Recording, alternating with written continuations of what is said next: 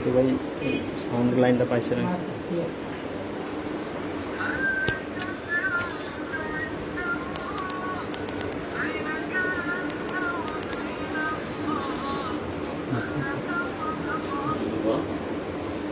السلام عليكم ورحمة الله وبركاته. الحمد لله نحمده ونستعينه ونستغفره ونعوذ بالله من شرور أنفسنا ومن سيئات أعمالنا من يهده الله فلا مضل له ومن يضلله فلا هادي له وأشهد أن لا إله إلا الله وأشهد أن محمدا عبده ورسوله وهو خليله وصفيه وامنه على الوحي ومبلغ الناس الشرع وما ترك خيرا إلا دلل الأمة عليه وما ترك شرا إلا حذر عنه وصلوات الله والسلام على نبينا وحبيبنا وسيدنا وقدوتنا محمدا المصطفى العربي وعلى آله وأصحابه أجمعين. أما بعد، أعوذ بالله من الشيطان الرجيم. واعبدوا الله ولا تشركوا به شيئا وبالوالدين إحسانا وبذي القربى واليتامى والمساكين. وقال النبي صلى الله عليه وسلم: لا يرحم الله من لا يرحم الناس. الحمد لله, আল্লাহ সুবহানাহু ওয়া তাআলার প্রশংসা জ্ঞাপন করছি যে আল্লাহ রাব্বুল আলামিন আমাদের এই মাজলিসে বসার জন্য তৌফিক প্রদান করেছেন। আমরা সকলেই বলি আলহামদুলিল্লাহ।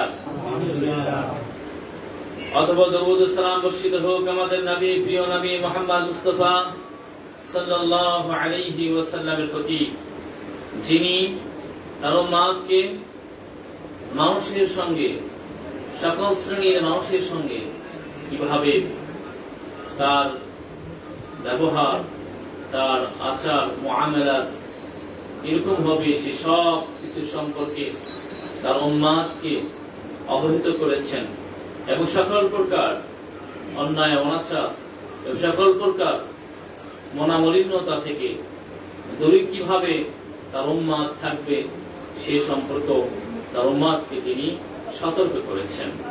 আমরা সকলে বলি আল্লাহুম্মা সাল্লি আলাইহি আল্লাহুম্মা বারিক আলাইহি।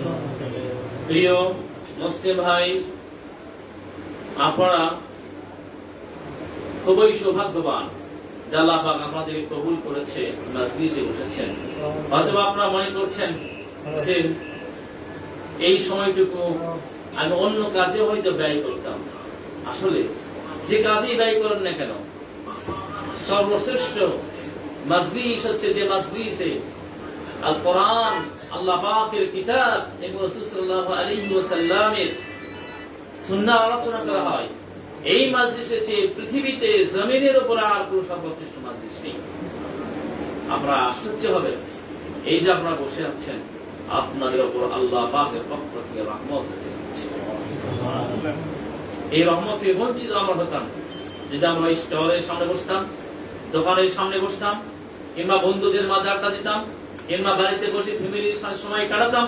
এই রহমত থেকে আমরা বঞ্চিত।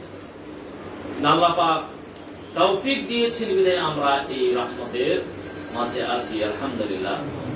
শুধু তাই নয়, যতক্ষণ পর্যন্ত আপনারা এই মজলিসে থাকবেন ততক্ষণ পর্যন্ত আপনার জন্য ফেরেশতা মণ্ডলী দোয়া করতে থাকবেন। এমনকি আল্লাহ জাল্লা শাআনুহু আপনাদেরকে নিয়ে ফেরেশতাদের মাঝে কথোপকথন করছেন, গল্প করছেন যে আমার এই উম্মতরা, আমার এই বান্দারা আমার কালামের কথা মজলিসে বসে শুনছে। আল্লাহ পাক তখন তাদেরকে সাক্ষী রেখে আমাদের জিন্দেগির গুনাহ খাতা ক্ষমা করে দেবে ইনশাআল্লাহ। প্রিয় ভাইরা আমার, তাই কোরআন এবং হাদিসের মাজলিসে বসার ক্ষেত্রে কোনো প্রকার অলসতা কিংবা নিজের সময় নষ্ট হবে কিংবা নিজের ইনকাম কমে যাবে এমন ধরনের চিন্তা ভাবনা আমরা কখনো করব না। এই ধরনের মাজলিসে বসার জন্য সাহাবায়ে কেরাম কত কষ্ট করেছে।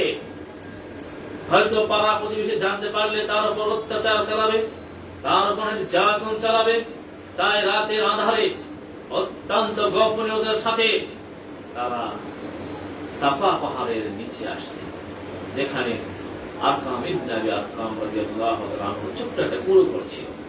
এবং তো মাশাআল্লাহ কত সুন্দর আপনাদের লাইটের ব্যবস্থা, 3টার মতো ফ্যান, তারও বেশি ফ্যান রয়েছে। তারপরে আপনাদের এখানে মাশাআল্লাহ কিতাবপত্র কত সুন্দর গোছানো, একটা সুন্দর পরিবেশ, এমনি পরিবেশ। তারপর আমাদের ভাইয়েরা হয়তো বা অনীহা প্রকাশ করছেন, কিন্তু এটি যদি সাহাবীদের যুগে থাকতো তাহলে তারা কতটা মূল্যায়ন করতে কিন্তু আমরা বলে শেষ করতে পারব না। আছে পানি, সেই সময় না ছিল বিদ্যুৎ, না ছিল কোন রকম যোগাযোগ ব্যবস্থা, চতুর্দিক থেকে আক্রমণ, অত্যাচার, নির্যাতন, বিপদ আপদ সব কিছু অপেক্ষা করে তারা এই দ্বীন শিক্ষার জন্য সেই ছোট্ট পুরো করে তারা চলে গেছে। আল্লাহ পাক আমাদের বোঝার তৌফিক দান করুন। প্রিয় ভাইরা, আজকে নির্দিষ্ট একটি বিষয়ে আলোচনা করব। আপনাদের এই প্রতিষ্ঠানের একজন সদস্য তিনি আমাকে বলেছিলেন অমুসলিমদের প্রতি মুসলমানদের করণীয়, অমুসলিমদের সাথে আমাদের কি রকম আচরণ হতে পারে, এটা একেবারে যুগোপযোগী বিষয়। আর আজ আমরা দেখতে পাচ্ছি আমাদের এই দেশে এক শ্রেণীর মানুষ অতি কৌশলে আমাদের এই শান্তিপ্রিয় দেশে অস্থিতিশীল পরিস্থিতি সৃষ্টি করার ষড়যন্ত্র করছে। মুসলমানদের ধর্মীয় অনুভূতিতে আঘাতের নামে মুসলমানদের মাঝে বিভেদ সৃষ্টি করা হচ্ছে। অন্যদিকে এই কৌশল অবলম্বনের মাধ্যমে অন্য অমুসলিম যারা বসবাস করছে তাদের সাথে মুসলমানদের দূরত্ব কিভাবে সৃষ্টি করা যায়, কিভাবে একটি বিশৃঙ্খলা পরিবেশ সৃষ্টি করা যায় তার পায়তারা করছে। তাই আজকে অমুসলিমদের প্রতি মুসলমানদের যে সদাচরণের গুরুত্ব আরোপ যে রাখে সেই বিষয়টি নির্ধারণ করা আমি আপনাদের ধন্যবাদ জানাচ্ছি। প্রিয় ভাইয়ের আমার, মুসলমান শান্তিপ্রিয় জাতি। এই শান্তি শুধু মুসলমানদের জন্য নয়, বরং সারা পৃথিবীর সমগ্র মানব জাতির জন্য এই শান্তি। শুধু মানব জাতি নয়, চতুষ্পদ জন্তু থেকে শুরু করে নিয়ে এই যে ছোট ছোট কীট পতঙ্গ রয়েছে তাদের প্রতিও সদাচরণ করার নির্দেশনা রাসূলুল্লাহ সাল্লাল্লাহু আলাইহি ওয়াসাল্লাম দিয়েছেন। আলহামদুলিল্লাহ, আল্লাহ রাব্বুল আলামিন বলেন পবিত্র কোরআন কারীমে সূরা নিসা 36 আয়াতে বলেন ওয়া'বুদুল্লাহা ওয়া লা তুশরিকু বিহি শাইআ ওয়া বিল ওয়ালিদাইনি ইহসানা ওয়া বিযিল কুরবা ওয়াল ইয়াতামা ওয়াল মাসাকিন। আল্লাহ পাক আয়াতে সূরা প্রথম তিনি মুসলমানদের সম্বোধন করে বলছেন যে তোমরা এক আল্লাহর ইবাদত করো, তার ইবাদতে কাউকে শরীক করিও না। এরপরে সকল মানব জাতির সম্বন্ধে বলছেন ওয়াবিল ওয়ালিদাইনি ইহসানা, তোমরা তোমাদের বাবা মার সাথে ভালো আচরণ করো। দেখুন, বাবা মা কাফের হতে পারে, মুশরিক হতে পারে, যে কোনো ধর্মের হতে পারে, কিন্তু আপনি মুসলমান, আপনার দায়িত্ব হচ্ছে আপনার বাবা মার সাথে ভালো আচরণ করা। কাফের হয়েছে তাই খারাপ কিছু দেখবেন এর কোনো সুযোগ নেই। মুনাফিক হয়েছে তাই আপনি তার ভরণ পোষণ দেবেন না, মুশরিক হয়েছে তাই তার পাশে দাঁড়াবেন না, এমন কোনো সুযোগ নেই। ওয়াবিল ওয়ালিদাইনি ইহসানা, বাবা মার সঙ্গে ভালো আচরণ করা। তুমি হিন্দু ছিলে, ইসলাম কবুল করেছো, তোমার বাবা মার প্রতি তোমার সদাচরণ ওয়াজিব। খ্রিস্টান ছেলে, ইসলাম গ্রহণ করেছো, তোমার বাবা মা খ্রিস্টান হয়ে রয়েছে, ইহুদি হয়ে রয়েছে, কিন্তু তোমার দায়িত্ব কর্তব্য হচ্ছে তোমার বাবা মার প্রতি সদাচরণ করা। এবার আল্লাহ পাক বলছেন অবিধির করবা, সব তোমার আত্মীয় স্বজন, সকল প্রকার আত্মীয় স্বজন, তাদের সঙ্গে আপনি ভালো ব্যবহার করবেন। বলে এতিম, সকল শ্রেণী এতিম, শুধু মুসলমান এতিম এমন কিছু না। তবে হ্যাঁ, মুসলমান এতিম তার প্রাধান্য বেশি হবে, এটাই স্বাভাবিক। কিন্তু আপনার প্রতিবেশী অমুসলিম রয়েছে, বাবা মারা গেছে, সেও এতিম, আপনার দায়িত্ব হচ্ছে, কর্তব্য হচ্ছে এতিমের মাঝে দাঁড়ানো, তাকে সাহায্য সহযোগিতা করা। পৃথিবীর সকল দরিদ্র আপনার সদাচরণ পাওয়ার হক রাখে। আপনি মনে করেছেন এই হিন্দু ফকিরাকে সাহায্য করবো না? অবশ্যই মুসলিম দরিদ্র মানুষ বেশি হক রাখেন, কিন্তু অমুসলিম দরিদ্ররাও আপনার সাহায্য সহযোগিতা করবেন। আমি আপনাদের উদাহরণ দেব পরবর্তী প্রত্যেকটি বিষয় ইনশাআল্লাহ। আল্লাহ বলেন তুমি তোমার নিকট প্রতিবেশীর সাথে ভালো আচরণ করো।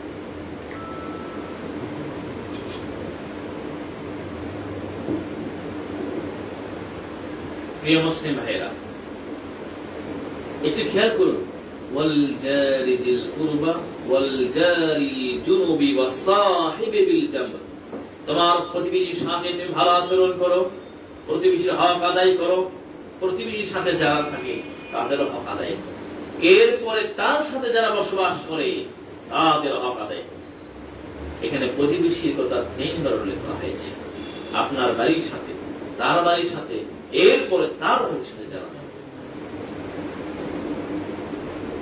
এই সব হচ্ছে আম শব্দ, অর্থাৎ দরিদ্র, এরপরে এতিম, প্রতিবেশী, আত্মীয় স্বজন, বাবা মা, এরা যে ধর্মে হোক না কেন, আপনার আমার উপর দায়িত্ব কর্তব্য তার সাথে ভালো আচরণ করা।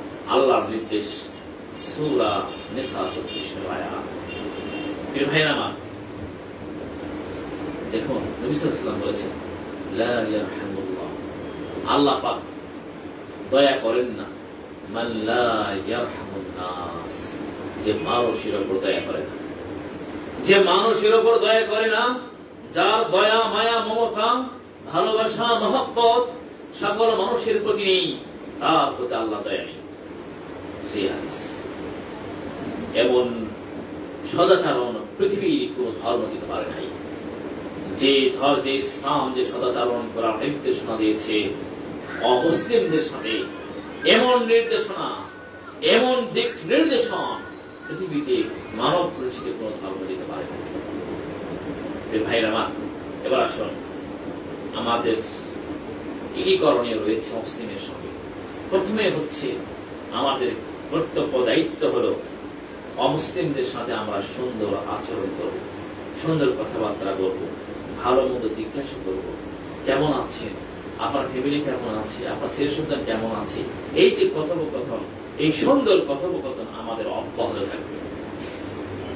তবে সম্ভাষণের ক্ষেত্রে তারা যদি আমাদেরকে সালাম দেয়, কোন মুসলিম, কাফির, মুশরিক, ইহুদি, খ্রিস্টান, হিন্দুরা যদি আমাদেরকে সালাম দেয়, আসসালামু আলাইকুম ওয়া রাহমাতুল্লাহ যদি তারা বলে, তাহলে আমরা কিন্তু পুরোপুরি জবাব দেব না, আমরা শুধু বলবো আলাইকুম ওয়া আলাইকুম, চুপ থাকবো না কিংবা তার থেকে মুখ ফিরিয়ে নেব না। এটি হচ্ছে অনৈতিক চরিত্র, এটা কি চরিত্রহীনতা। যদি কোনো ব্যক্তি মুখ ফিরিয়ে নেয়, হিন্দু সালাম দিয়ে তার মুখ ফিরিয়ে নেবেন না, আপনি তার দিকে তাকিয়েই থাকবেন, তার সালামটি শুনবেন এবং তাকে শুধু এতটুকু জবাব দেবেন, ওয়া আলাইকুম, আপনি কেমন আছেন ভাই, মুস্কি হাসবেন।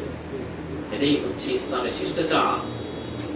কারণ নবী সাল্লাল্লাহু আলাইহি ওয়াসাল্লাম বলেছেন, লা তাবতাগু সালাম, তুমি অমুসলিমদেরকে সালাম দিও না, তারা সালাম দিয়ে শুধু তুমি বলবা ওয়া আলাইকুম বাস। প্রিয় ভাইরা আমার, এরপরে সকাল সন্ধ্যা যে শব্দগুলো ব্যবহার করা হয় সম্ভাষণের জন্য, যে সাবাহুল খাইর আগে যে বলা হচ্ছে সুপ্রভাত, বাংলাতে অনুবাদ করা হয়েছে, মানে আজকে সকাল আপনার জন্য মঙ্গলজনক হোক, এমন ধরনের কথা আপনি বলতে পারবেন, সালাম বলতে পারবেন। কারণ সালাম হচ্ছে আল্লাহর নাম, এটাকে দোয়া। সুতরাং এখন মুশরিক আল্লাহ দ্রোহী কোন ব্যক্তিকে আপনি দোয়া দিতে পারবেন না, নিষেধ এসেছে। কিন্তু তাকে অন্যান্য শব্দ বলে তার সঙ্গে আপনি সুন্দর আচরণ করবেন।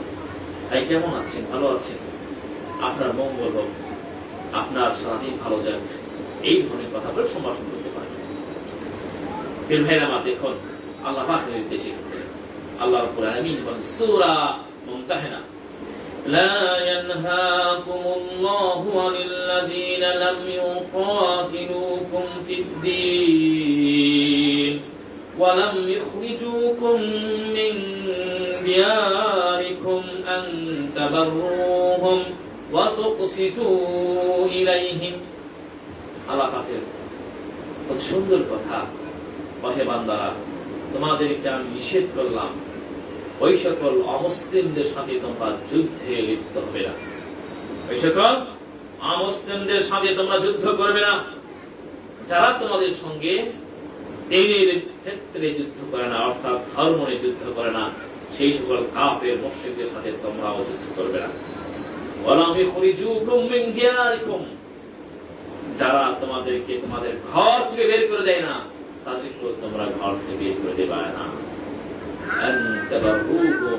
বরং তোমরা তাদের সঙ্গে ভালো আচরণ করবে, এবং তাদের সাথে তোমরা ন্যায় ইনসাফ প্রতিষ্ঠিত করবে। আল্লাহু আকবার। সুতরাং আমাদের মাঝে হিন্দুরা বসবাস করে নাকি, খ্রিস্টান ইহুদি হয়তো খুব অল্প আছে, সেগুলো হয়তো আমাদের চোখে পড়ে না, কিন্তু হিন্দু সম্প্রদায় তো আমাদের বাড়ির আশেপাশে বসবাস করে,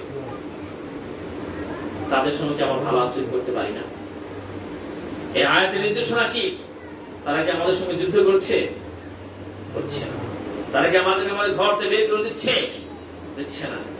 সুতরাং তাদের সঙ্গে সদাচরণ করা, তারা যদি কোনো বিষয় নিয়ে আমাদের মাঝে আসে, তাহলে তাদের মাঝে ন্যায় ইনসাফ প্রতিষ্ঠিত করে দেওয়া, এটা আমাদের দায়িত্ব করতে। আল্লাহর নির্দেশ। পৃথিবী ইতিহাসে কোন ধর্ম এই নীতি দিতে পারে না। ভাইরা আমার, কত সুন্দর দেখুন আচরণ মুসলিমদের সঙ্গে। আচ্ছা বলুন, আপনার বাড়ির পাশে এক হিন্দু ছেলে বা হিন্দু পরিবার অসুস্থ হয়ে রয়েছে, আপনার উপর কি এটি দায়িত্ব নয় যে আপনি তার বাড়িতে গিয়ে একটু তার সেবা যত্ন করবেন? বলুন, আপনি যদি তার বাড়িতে গিয়ে তার সেবা যত্ন করেন, তার পাশে দাঁড়ান, তাহলে কি এতে আপনার মান ইজ্জত নষ্ট হবে? দেখুন হাদিস, বিশ্বনবী সাল্লাল্লাহু আলাইহি ওয়াসাল্লাম, বিশ্বনবী সাল্লাল্লাহু আলাইহি ওয়াসাল্লামের একজন খাদিম ছিল ইয়াহুদি।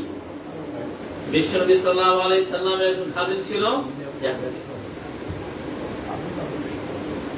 সে খাদিম হঠাৎ একদিন অসুস্থ হয়ে পড়ে। সেই হাদিস বুখারীর হাদিস 1356 নম্বর হাদিস। আল্লাহর নবী সাল্লাল্লাহু আলাইহি সাল্লামের ইহুদি এক সন্তান তার খেদমত করত, ফামারিদা অসুস্থ হয়ে পড়লেন। নবী সাল্লাল্লাহু আলাইহি সাল্লাম নিজে কন্ট্রোল করতে পারলেন না, তিনি ছুটে চলে গেলেন ইহুদির বাড়িতে। এমনকি ফাকাদা ইনদা রাসিহি, বিশ্বনবী সাল্লাল্লাহু আলাইহি ওয়াসাল্লাম সেই সন্তানের, ইহুদি সেই সন্তানের মাথার পাশে বসে গেলেন, ওয়ায়াউদুহু, এবং তার সেবা যত্ন শুরু করে দিলেন। সেই বুখারীর হাদিস। এই ছেলের বাবা পাশে বসে আছে, আল্লাহ নবী সাল্লাল্লাহু আলাইহি ওয়াসাল্লাম এত ভালোবাসতেন, এত মহব্বত করতেন, তাই তিনি বললেন তুমি ইসলাম কবুল। কিন্তু ছেলে ইসলাম গ্রহণ করবে কি করবে না, এই বিষয়টি নিয়ে দ্বিধাদ্বন্দ্বে পড়ে গেছে। বারবার বাবার দিকে তাকিয়ে দেখছে। বাবা শেষ পর্যন্ত ছেলেকে অনুমতি দিলেন যে তুমি মুহাম্মাদের ইসলাম কবুল করো। ইসলাম কবুল করলেন। আল্লাহ নবী সাল্লাল্লাহু আলাইহি সাল্লাম ঘর থেকে বের এসে বলেন, আলহামদুলিল্লাহিল্লাযী আনকাযাহু মিনান নার। আমি সেই মহান সত্তার প্রশংসা জ্ঞাপন করছি, যে মহান সত্তা তাকে জাহান্নামের আগুন থেকে মুক্ত করে দিয়েছেন। তাহলে কি আমরা ওই হিন্দুর বাড়িতে যে অসুস্থ হিন্দু সেবা করতে পারি না? অমুসলিমের বাড়ি থেকে তাদের সেবা করতে পারি কি পারি না? এমন হতে পারে আপনার এই সেবা, আপনার এই শুশ্রূষায় সে আবেগপ্রত হয়ে, সে আনন্দিত হয়ে ইসলাম কবুল করতে পারে। এই হলো ইসলামের সুন্দর আচরণ। প্রিয় মুসলিম ভাইয়েরা, কোন অমুসলিম যদি আপনার কাছে আসে কোন বিশেষ সুপারিশের জন্য, আপনাকে তার সুপারিশ গ্রহণ করবেন না। আর কই থেকে আইছি এই অমুসলিম, কিন্তু কাফের মুশরিক, এই যদি মানসিকতা নিয়ে যে তাকে চালিয়ে দেন, তাহলে কি আপনি সাকসেসফুল হলেন? কখন কি আমরা সাকসেসফুল হতে পারবো এই আদর্শ নিয়ে? দেখুন, বিশ্বনবী সাল্লাল্লাহু আলাইহি ওয়াসাল্লাম যদি কখনো কোন ইহুদি অথবা কোন মুশরিক যদি কোনো বিষয়ে পরামর্শ নিয়ে আসতো, তাহলে সেটি সদা তিনি গ্রহণ করতেন। এমনকি বিশ্বনবী সাল্লাল্লাহু আলাইহি ওয়াসাল্লাম নিজেই অমুসলিমদের কাছে আশ্রয় চেয়েছেন। আল্লাহু আকবার। দেখুন, তায়েফের ময়দান থেকে নবী সাল্লাল্লাহু আলাইহি ওয়াসাল্লাম আহত অবস্থায় চলে আসলেন। যায়েদ বিন হারিস কে আল্লাহ নবী সাল্লাল্লাহু আলাইহি ওয়াসাল্লাম বললেন, তুমি যাও আমার কওমের কাছে বলো আমাকে তাকে আশ্রয় দিবে কিনা। যায়েদ বিন হারিস বললেন, ইয়া রাসূলুল্লাহ, কিভাবে তোমার কওম তোমাকে আশ্রয় দেবে? ফাতাখরাজু, তারা তো আপনাকে বের করে দিয়েছে আপনার এলাকা থেকে, আপনার জন্মভূমি থেকে। আল্লাহ নবী সাল্লাল্লাহু আলাইহি ওয়াসাল্লাম বললেন, আব্দুল্লাহ ওয়াসিয়া, আল্লাহর জমিন প্রশস্ত। তাই যায়েদ বিন হারিস আসলেন, কুরাইশের কাছে এসে বললেন, একজনকে বললেন যে তোমাদের সন্তান তোমাদের কাছে আশ্রয় চাই, তাকে আশ্রয় দাও। সে বলল না। একজন বলল, না, আমার পক্ষে সম্ভব নয়, আমি আশ্রয় দিতে পারি না। আর নবী সাল্লাল্লাহু আলাইহি ওয়াসাল্লাম সুহাইল নামে একজন ব্যক্তি দ্বিতীয়বার তার কাছে পাঠিয়ে দিলেন। প্রথমবার তার প্রথম ব্যক্তি আশ্রয় দিল না, বিশ্বনবী সাল্লাল্লাহু আলাইহি ওয়াসাল্লাম আশ্রয় দিল। দ্বিতীয় ব্যক্তির কাছে পাঠানো হলো, দ্বিতীয় ব্যক্তি বলল, আমি আশ্রয় দিতে পারবো, আমি আশ্রয় দিলে কুরাইশ আমার উপর আক্রমণ করবে, আমাকে এই এলাকা ছাড়া করবে। তৃতীয়বার নবী সাল্লাল্লাহু আলাইহি ওয়াসাল্লাম মুতঈম ইবনে আদির কাছে পাঠাইলেন। তিনি মুশরিক কাফের। মুতঈম ইবনে আদির কাছে যায়েদ হারিসা চলে আসেন এবং রাসূল হাবিব সাল্লাল্লাহু আলাইহি ওয়াসাল্লামের কথা বললেন যে তিনি আশ্রয় চান তোমার কাছে, তুমি তাকে আশ্রয় দাও। মুতঈম ইবনে আদি বললেন, আমি আব্দুল্লাহ ছেলে মুহাম্মদ আশ্রয় দাও। আল্লাহ নবী সাল্লাল্লাহু আলাইহি ওয়াসাল্লাম তার বাড়িতে আশ্রয় দেন। দেখুন নবীজি কত তার এই আশ্রয়ের প্রতি তার কতটা, তার হৃদয়কে কতটা তাকে মানে আনন্দিত করেছিল, যে সেই সময়ের প্রায় 5-6 বছর পর বদরের যুদ্ধে কাফেররা পরাজিত হল। প্রায় 70 বেশি কাফের গ্রেফতার হল। আল্লাহ নবী সাল্লাল্লাহু আলাইহি ওয়াসাল্লাম ঘোষণা করলেন, যদি আজকের দিনে মুতঈম ইবনে আদি আমার কাছে এসে বলতো, মুহাম্মদ তুমি এই বন্দীদেরকে ছেড়ে দাও, আমি তার সুপারিশ গ্রহণ করে সকল বদরি বন্দীদেরকে আমি ছেড়ে দিতাম। অর্থাৎ যত কাফেররা গ্রেফতার হয়েছে তাদের সকলকে ছেড়ে দিতাম। তাহলে অমুসলিমদের সাথে সদাচরণ ইসলাম আছে কি? বর্তমান জামানাও, বর্তমান সময়েও যদি কোন হিন্দু বড় পণ্ডিত ব্যক্তি, খ্রিস্টান কোন সম্মানিত ব্যক্তি, ইহুদি কোন সম্মানিত ব্যক্তি যদি এসে মুসলমানদের মাঝে এসে বলে যে মুখের ব্যাপারে আপনি এই সিদ্ধান্ত নেন, অবশ্যই ইসলাম তার এই সুপারিশকে সম্মান দেখিয়েছে। এবার আসুন, অমুসলিমদেরকে আপনি কি খারাপ কথা সম্বোধন করবেন? এগুলো কিন্তু বিষয় মনে রাখবেন। আমি পয়েন্ট আগে বলছি, আমাদের মাঝে হিন্দু আছে, অনেকে তাদেরকে বিভিন্ন ধরনের কথা বলে সম্বোধন করে, মালাম বিভিন্ন ধরনের কথা বলে না। খবরদার আপনি কথা বলবেন না। হিন্দু সম্প্রদায় হোক, খ্রিস্টান সম্প্রদায় হোক, ইহুদি সম্প্রদায় হোক, যে মুসলিম হোক না কেন, তারা যে নাম অপছন্দ করে তারা যে নামে ব্যথা পায়, তারা যে নামে সম্বোধন করলে তাদেরকে তারা কষ্ট পায়, সেই নামে তাকে ডাকা, সেই নাম দিয়ে তাকে কটূক্তি করা ইসলামে সম্পূর্ণভাবে নিষিদ্ধ। আমাকে বলছি, আপনাকে বলছি, সবুর করুন, কোনো অসুবিধা নেই। নবী সাল্লাল্লাহু আলাইহি সাল্লামকে বলেছেন মাজনুন, পাগল। আল্লাহ নবী কি আবু জের সাহেব পাগল বলেছেন? নবী সাল্লাল্লাহু আলাইহি ওয়াসাল্লামকে বলেছে কুহান, সে গণক। নবী সাল্লাল্লাহু আলাইহি ওয়াসাল্লামকে তাকে গণক বলে প্রত্যুত্তর দিয়েছে? তাই না। বিশ্ব নবী সাল্লাল্লাহু আলাইহি সাল্লামকে বলতে সাহের জাদুকর। নবী সাল্লাল্লাহু আলাইহি ওয়াসাল্লাম কখনো বলেনি যে তোমরা জাদুকর। দেখুন নবী সাল্লাল্লাহু আলাইহি সাল্লাম কি সুন্দর আচরণ। আল্লাহ নবী সাল্লাল্লাহু আলাইহি সাল্লাম বহির বিশ্বের কাফের মুশরিক বর্বর নেতাদেরকে চিঠি দিলেন, এবং সে চিঠির ভাষা কত ভালো ছিল। রোম সম্রাট হিরাক্লির একটা চিঠি লিখছেন, আল্লাহ নবী সাল্লাল্লাহু আলাইহি সাল্লাম সম্বোধন করেছেন মালিকের রোম, আজিমুর রোম, হিরাক্লির আজিমুর রোম। সেই হিরাক্লির কাছে চিঠি লিখছেন যে হিরাক্লির বিশাল রোম সাম্রাজ্যের অধিপতি। এখন আমরা তো কত কথা বলি, কত নিচু মানের শব্দ ব্যবহার করি।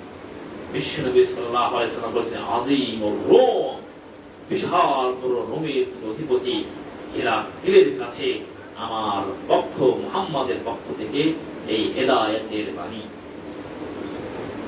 এভাবে তিনি অসংখ্য রাজা, বাদশা, মুসলিম, খ্রিস্টান, ইহুদি তাদের কাছে চিঠি পাঠিয়েছেন।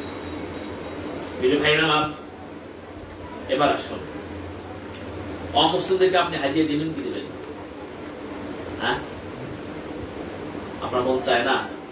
এই যে হিন্দুরা বসে আছে, হিন্দু সম্প্রদায় বসে আছে, তারা তো আমাদের দেশে মোটামুটি খুবই দরিদ্র আছে, ধনীও আছে, কিন্তু তাদের চাল চলন, তাদের চলাফেরাতে দরিদ্রতাই ভাব দেখা যায়। আপনার আমার দায়িত্ব কিনা যে দরিদ্র হিন্দুর পাশে দাঁড়ায়, কিছু হাদিয়া দিই। এই যে আয়াতটি পড়েছিলাম, ওয়াল জারি যিল কুরবা, নিকট প্রতিবেশী, এখানে বলা হয়নি যে মুসলিম প্রতিবেশী। আপনার বাড়ির পাশে যারাই বসবাস করছে, সে হিন্দু হোক, খ্রিস্টান হোক, ইহুদি হোক, তারা সকলেই আপনার প্রতিবেশী। আপনার দায়িত্ব হচ্ছে তাদের হক আদায়। নিঃসন্দেহে এটা আমরা বলবো, মুসলমান তারা অপ্রতিকার, এটা আমরা সকলেই জানি।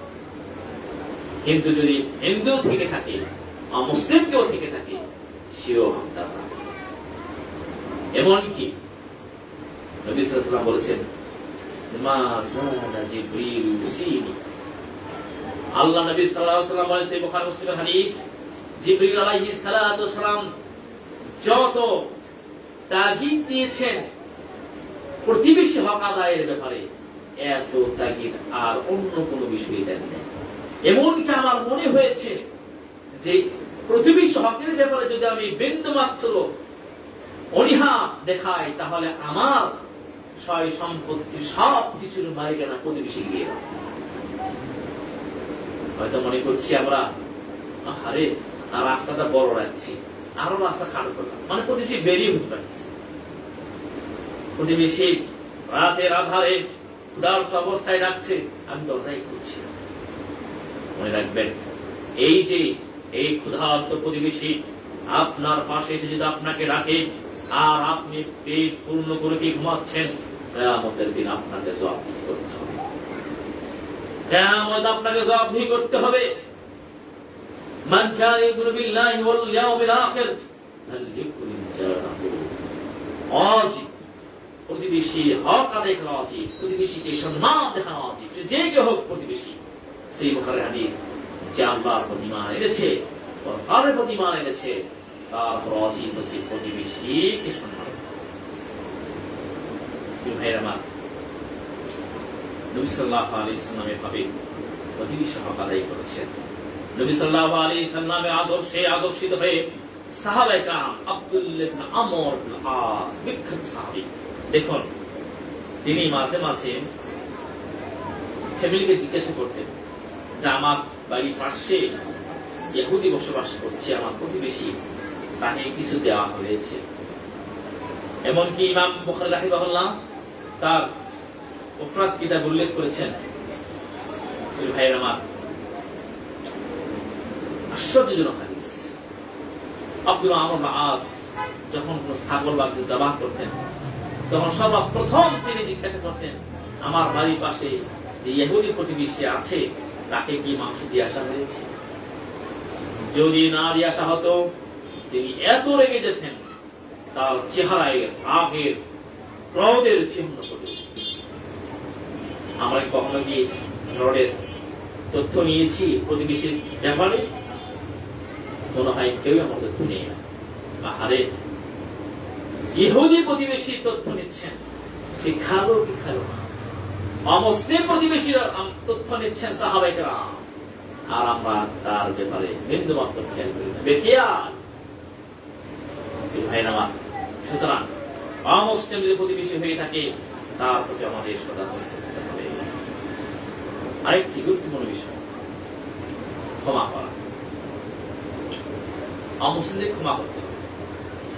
ধরুন ফুটবল খেলতে গেছেন, হিন্দু সম্প্রদায়ের 4-5 যুবক আপনার সঙ্গে খেলছে, কিছু বিষয় নিয়ে তর্ক হয়েছে, বা হিন্দু সম্প্রদায়ের ছেলে আপনাকে মেরেছে।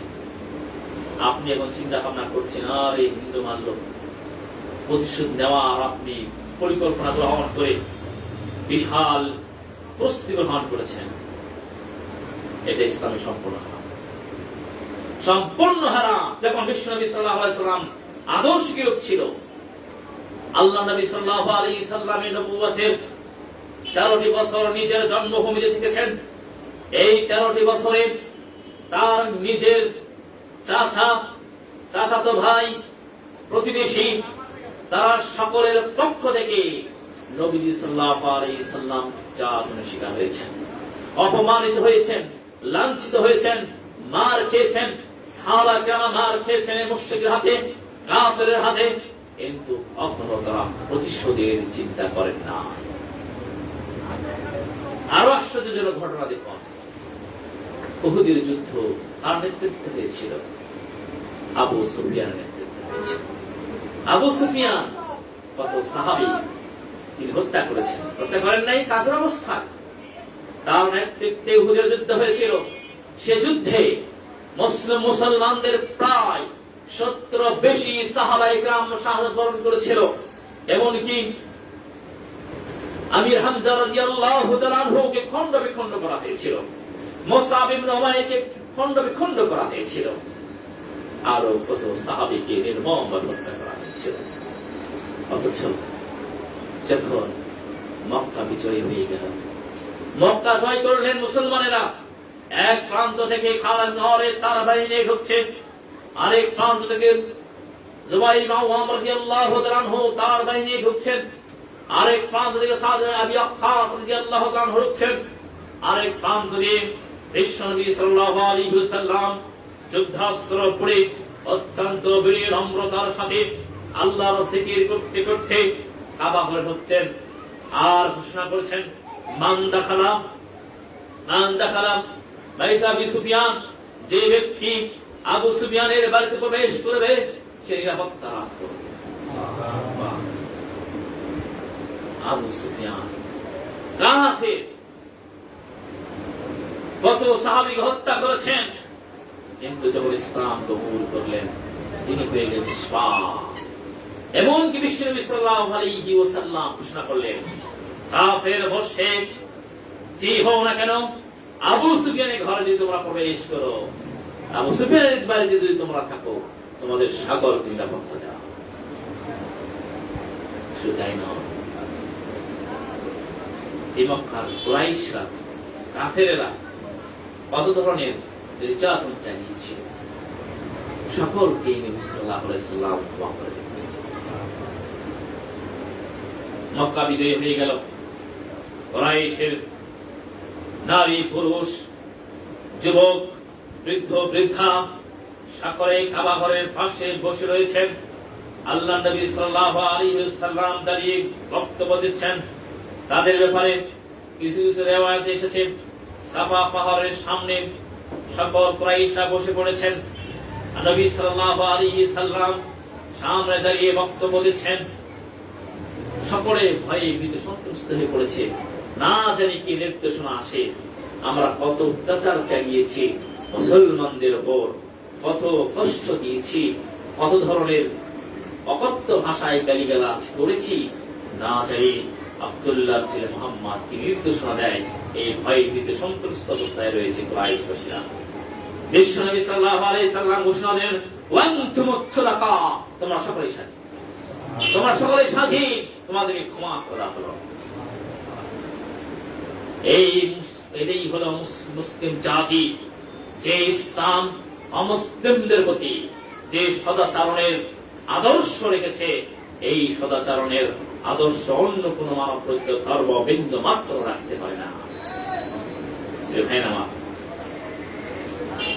ইসলামের যুগ থেকে শুরু করে নিয়ে আজ পর্যন্ত কখনো কোন মুসলিম, কোন নবী এবং কোন রাসূল, নবী এবং রাসূল আলাইহিস সালাতু ওয়াস সালামের সাহাবাগণ দাঁড়িয়ে কোন মুসলিমের উপর আক্রমণ কখনো করেনি।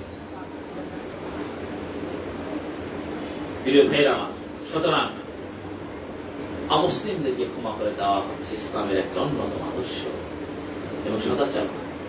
এবং এটি যদি আমরা আমাদের বাস্তব জীবনে এটি বাস্তবায়ন করতে চাই, তার অবশ্যই আমরা দেখব আমাদের আশেপাশে যে সকল অমুসলিম ভাইরা রয়েছেন, অমুসলিম সম্প্রদায় রয়েছেন, তারা অনেকটা আমাদের কাছে আসবে। আলাপ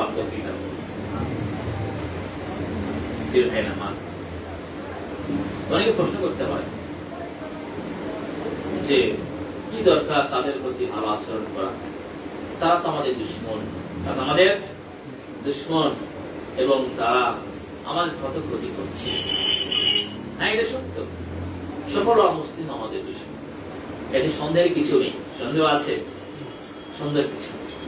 সেই জন্য তার দুশমনী যাতে করে আপনার উপর খাটাইতে না পারে, সেই ব্যবস্থা আপনার করতে হবে, আমাকে করতে হবে। আর এই নির্দেশনা আল্লাহ পাক দিয়েছেন আগে, ইয়া আইয়ুহাল্লাযীনা আমানু লা তাত্তাখিযুল কাফিরিনা আউলিয়া। আল্লাহ বলেছেন নিসা, ওহে মুমিনরা, ওহে ইমানদার বান্দা বান্দি, তোমরা কাফিরদেরকে বন্ধু হিসেবে গ্রহণ করো। মিন দুনিল মুমিনিন, মুমিন ছাড়া কাফিরদেরকে তোমরা বন্ধু হিসেবে গ্রহণ করো না।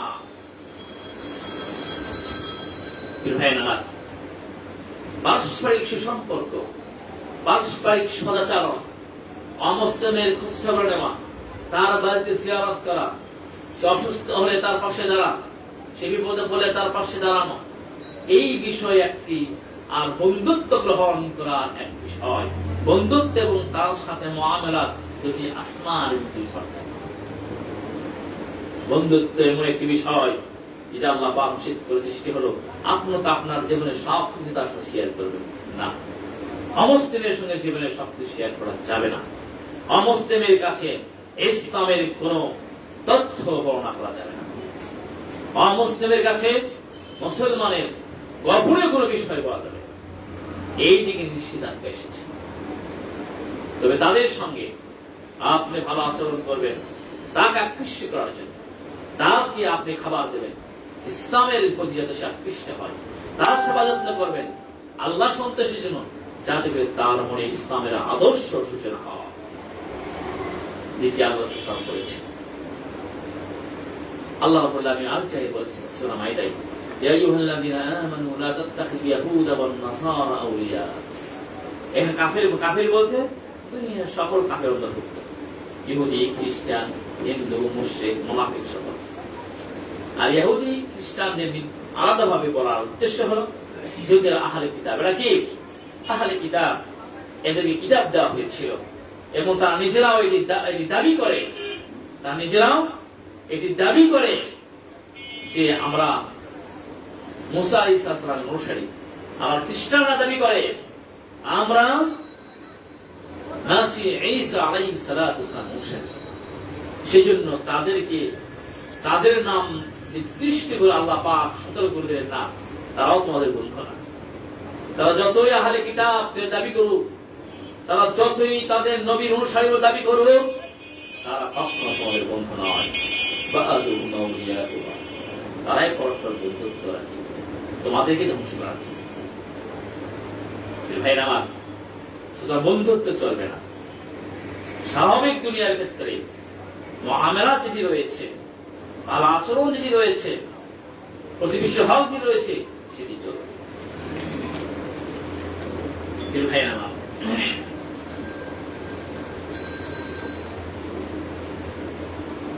দেখুন নবী সাল্লাল্লাহু আলাইহি ওয়াসাল্লাম তিনি যে শুধু মানব জাতিরই কল্যাণকামী ছিলেন এমনটি নয়, তিনি পৃথিবীতে সকল মানব জাতি, সকল প্রাণীর প্রতি তিনি ছিলেন রহমত স্বরূপ।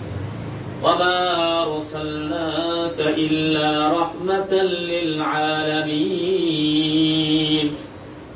আল্লাহ পাকের ঘোষণা, নবীজি তোমাকে আমি সারা বিশ্ববাসীর জন্য রহমত স্বরূপ পাঠিয়েছি। দেখুন রহমতটা কেমন।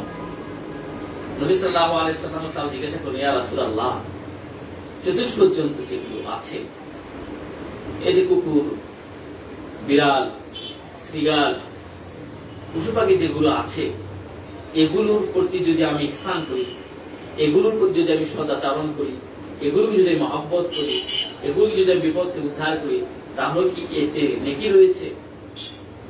আল্লাহ নবী সাল্লাল্লাহু আলাইহি ওয়াসাল্লাম বলেন, প্রতিটি প্রাণী প্রতি তোমার সদাচরণের মাধ্যমেই আল্লাহ পাক তোমাকে নেকি প্রদান করবে। এই ঘোষণা পৃথিবীর কোন মানুষ দিতে পারে না। এখন বলছি বিশ্ব নবী সাল্লাল্লাহু আলাইহি ওয়াসাল্লাম বলেছেন। প্রসিদ্ধ ঘটনা আমরা জানা আছেন অনেকে, হয়েছে এক ব্যক্তি বিকশিত হয়ে পড়ল, অতঃপর সেই হাদিস, অতঃপর তিনি চলে গেলেন, এটি বুখারীর হাদিস 2363 নম্বর হাদিস।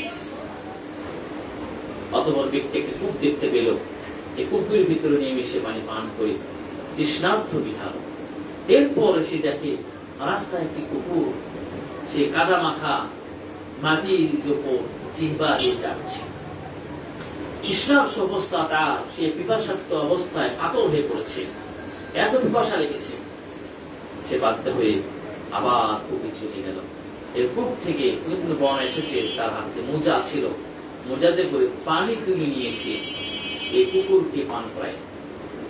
আল্লাহ নবী সাল্লাল্লাহু আলাইহি সাল্লাম বলেন, আল্লাহ পাক এই ব্যক্তির জিন্দেগীর সব গুনাহগুলি ক্ষমা করে দিলেন। যেখানে চতুষ্পদ জন্তুর প্রতি সহানুভূতি, চতুষ্পদ জন্তুকে ভালোবাসার কারণে, মহব্বতের কারণে আমার আপনার জিন্দেগীর গুনাহগুলি আল্লাহ পাক ক্ষমা করে দিবেন, তাহলে যে মানুষকে সর্বশ্রেষ্ঠ করে সৃষ্টি করা হয়েছে, যে আদম সন্তানকে আল্লাহ পাক সম্মানিত করেছেন, তার প্রতি সহানুভূতি, তারকে ভালোবাসা, তাকে মহব্বত করা, এর পূজা কত বড় হতে পারে। তাই তো প্রথমেই শুরুতে বলেছিলাম, লা ইয়ারহামুল্লাহু মান লা ইয়ারহামুন নাস। ওই ব্যক্তির প্রতি আল্লাহর কোন দয়া নেই, ওই ব্যক্তির প্রতি আল্লাহর দয়া নেই, আল্লাহর রহমত নেই, যে মানুষের প্রতি দয়া মমতা দেখায় না, যে মানুষকে ভালোবাসে। আমার আল্লাহ সাল্লাল্লাহু বলেন, আর-রাহিমুন ইয়ারহামুকুমুর রাহমান ইরহামু মান ফিল আরদি ইয়ারহামুকুম মান ফিস সামা। সুন্দর হাদিস, তিরমিজি 1924 নম্বর হাদিস। আল্লাহ সাল্লাল্লাহু আলাইহি ওয়াসাল্লাম বলেন, আর-রাহিমুন ইয়ারহামুহুমুর রাহমান ইরহামু মান ফিস আরদি। তোমরা যারা আছো, তোমরা জমিনে যারা আছে, তাদের প্রতি যদি তোমরা দয়া করো, যার রহমান দয়াময় আল্লাহ জাল্লা শানুহু আসমানে আছেন, তিনি তোমাদেরকে প্রতি দয়া করবেন। জমিনে যারা বিচরণ করছে, মানুষ, চতুষ্পদ জন্তু সহ প্রাণী জগৎ, এদের প্রতি তুমি দয়া করো। আসমানে যে মহান সত্তা রয়েছেন, তিনি তোমাদের প্রতি দয়া করবেন। তাহলে আমাদের এই সংক্ষিপ্ত আলোচনায় স্পষ্ট হচ্ছে যে সকল শ্রেণী মানুষের প্রতি দয়া করা, তাদের পাশে দাঁড়ানো ইসলামের অন্যতম একটা আদর্শ।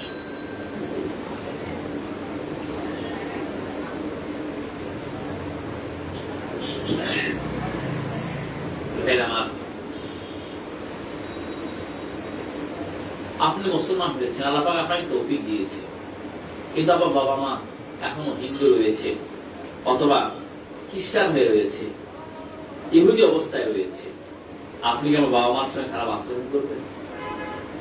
হ্যাঁ, এমন তো হতে পারে না। অথবা আমাদের সমাজে রয়েছে আল্লাহ আলাম কিসের বাবা, নামাজে পড়ে না, আমি 5 ওয়াক্ত সালাত করি, মুসলমান সব দেখার দরকার নেই, এটা কাফের হয়ে গেছে। কিসের মা, বেপর্দা হয়ে চলে, এর প্রতি দয়া মায়া মমতা হক আদায় করার পরিচয় বেপর্দা। মুসলমান সন্তান এটা কি বলতে পারে? কখনো সম্ভব নয়। হারাম। দেখুন বিশ্বনবী সাল্লাল্লাহু আলাইহি ওয়াসাল্লাম কি শিক্ষা দিয়েছেন। আব্দুল্লাহ ইবনে উবাই ইবনে সুলুলের কথা শুনেছেন? মুনাফিক সর্দার। এই মুনাফিক মদিনায় যতদিন সে জীবিত ছিল মুসলমানদেরকে আর সে শান্তি থাকতে দেয়নি। আনসার মুহাজির সাহাবীদের মাঝে দ্বন্দ্ব লাগিয়ে দেওয়া, রাসূল সাল্লাল্লাহু আলাইহি সাল্লামের ব্যাপারে বিভিন্ন ধরনের মন্তব্য করা, উম্মাহাতুল মুমিনিন নবী সাল্লাল্লাহু আলাইহি সাল্লামের স্ত্রী আমাদের মা জননী মা আয়েশা সিদ্দিকা রাদিয়াল্লাহু তাআলা আনহার ব্যাপারে জিনা অপবাদ দেওয়া সহ এমন কোন অন্যায় অনাচার নেই এই মুনাফিক সর্দারের মাধ্যমে হয় নাই। সেই বানি মুস্তালিকের যুদ্ধ শেষ করে নবী সাল্লাল্লাহু আলাইহি সাল্লামের সাহাবা কিরাম মদিনায় চলে আসলেন।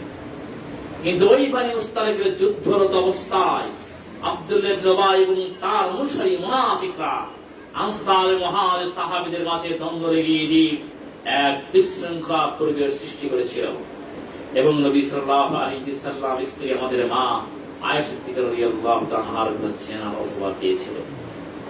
তাই তার সন্তান আব্দুল্লাহ রেগে ক্ষোভে এত ব্যথায় ব্যথিত হলেন যে নবীজির বেশি কষ্ট দিয়েছে এমন বাবাকে দুনিয়ার বুকে রাখবো না। তাই মদিনা উপকণ্ঠে খাস মক্ত তলোয়ার নিয়ে দাঁড়িয়ে আছে বাবা আব্দুল্লাহ ইবনে উবাই ইবনে সুলুল সামনে দাঁড়িয়ে আছেন। কোন কোন সিরাত বক্তারা উল্লেখ করেছেন বাবার চেহারার সামনে এই তলোয়ার নিয়ে যে বলছে, বাবা তুমি মদিনায় প্রবেশ করতে পারবে না, যদি মদিনায় প্রবেশ করার চেষ্টা করো তোমার গর্দান উড়িয়ে দিবে।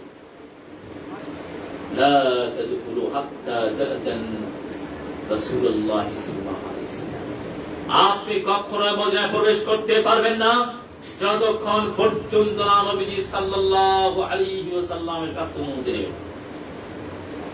বাবা হতভম্ব হয়ে গেল, আশ্চর্য, তুমি আমার সন্তান, তোমাকে আমি লালন পালন করেছি, তোমার জন্য কত ত্যাগ স্বীকার করেছি, কত কষ্ট করেছি, তুমি আমার ছেলে হয়ে আমাকে মারার মতো সাহস দেখাও না। ছেলে শোনে না বাবার কথা। অতঃপর দ্বিতীয় পক্ষের মাধ্যমে নবী সাল্লাল্লাহু আলাইহি সাল্লামের কাছে খবর চলে গেল। রাসূলুল্লাহ সাল্লাল্লাহু আলাইহি সাল্লাম তাকে বললেন, তুমি তোমার বাবাকে ছেড়ে দাও। তিনি তার বাবাকে ছেড়ে দিলেন।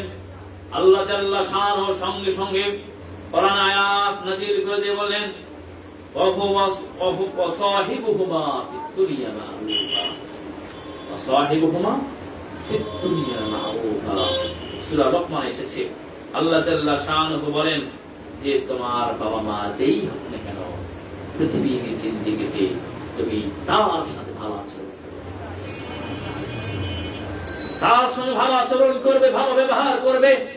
তোমার বাবা হিন্দু হোক, তোমার বাবা কাফের হোক, তোমার বাবা মুনাফিক হোক, তোমার বাবা ইহুদি হোক, খ্রিস্টান হোক না কেন, তোমার দায়িত্ব হচ্ছে তুমি যতদিন বেঁচে থাকবে পার্থিব জীবনে তোমার বাবাকে বাবা হিসেবে মানতে হবে, তোমার মাকে মা হিসেবে মানতে হবে।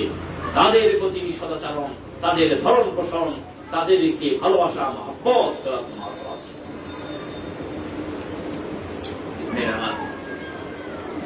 এদেশে ছায়া وإن جاهدك على أن تشرك بي ما ليس لك به علم فلا تطعهما وصاحبهما في الدنيا معروفا আল্লাহ পাক বলেন তোমার বাবা মা যদি তোমাকে এই বলে পীড়া দেয়, কষ্ট দেয় এবং প্রচেষ্টা চালায় তোমার উপরে যে তুমি আল্লাহর সাথে শিরক করো, খবরদার তুমি তোমার বাবা মার এই আদেশ পালন করবে না। কিন্তু তুমি তাদের সাথে খারাপ আচরণ করবে না, তাদের প্রতি তুমি ভালো আচরণ করবে, শুধু শিরক করবে না। শিরক এবং আল্লাহর বিরোধী যদি কোনো আদেশ পালন করার নির্দেশ দেয় তাহলে সেটি তুমি পালন করবে না। সুতরাং বাবা মা যেই হোক অমুসলিম প্রতি সদাচরণের একটি অনন্যতম নিদর্শন। আমার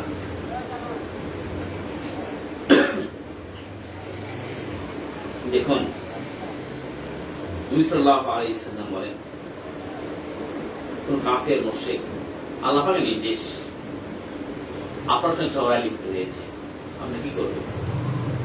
তার সঙ্গে ঝগড়া করবেন? অথবা আপনি কোন আলেম, ইসলামের অনেক পণ্ডিত অর্জন করেছেন, এদিকে এক খ্রিস্টান পাদ্রী কিংবা ইহুদি পাদ্রী এসেছে আপনার কাছে, তার যুক্তি তর্ক উপস্থাপন করছে, আপনাকে দায়িত্ব তার সঙ্গে ঝগড়া করা? তার সঙ্গে ঝগড়া করা আপনার দায়িত্ব নয়। প্রিয় ভাই আমার দেখুন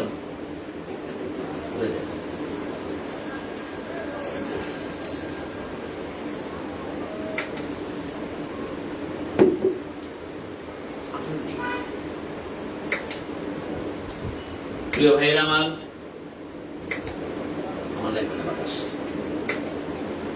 প্রিয় ভাইয়ের আমার যে কথা বলতে চাচ্ছিলাম, রাসূল হাবিব সাল্লাল্লাহু আলাইহি সাল্লামের আদর্শ কেমন ছিল দেখুন।